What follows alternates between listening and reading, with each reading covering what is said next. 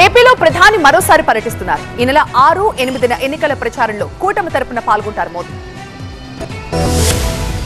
ఏపీలో పోలింగ్ తేదీ దగ్గర పడుతూ ఉండడంతో ప్రచారాన్ని హోరెత్తిస్తున్నారు అభ్యర్థులు. ఏపీలో కూటమి తరపున మరోసారి ప్రచారం చేసేందుకు ప్రధాని నరేంద్ర మోదీ వస్తున్నారు. రాష్ట్రంలో ప్రధాని మోదీ పర్యటనకు సంబంధించిన షెడ్యూల్ ఖరారైంది. 6, 8 తేదీల్లో ప్రధాని మోదీ పర్యటిస్తారని, కూటమి తరపున ప్రధాని మోదీ ప్రచారం చేస్తారని ఏపీ బీజేపీ అధ్యక్షురాలు దగ్గుబాటి పురంధేశ్వరి స్పష్టం చేశారు. 6న రాజమండ్రి, అనకాపల్లి సభల్లో, 8న పీలేరు సభ, విజయవాడ రోడ్ షోలో మోదీ పాల్గొంటారని తెలిపారు. ప్రధాని మోదీ సభల్ని విజయవంతం చేయాలని ఏపీ బీజేపీ అధ్యక్షురాలు పురంధేశ్వరి కోరారు. ఈ నెల 6వ తేదీ మధ్యాహ్నం 3 గంటలకు రాజమండ్రి విమానాశ్రయానికి చేరుకుంటారు ప్రధాని మోదీ. దేశ ప్రధాని అయినటువంటి నరేంద్ర మోదీ గారు వారు ప్రచార నిమిత్తం 6వ తారీఖున రాజమండ్రికి మరియు అనకాపల్లికి వస్తున్నారు.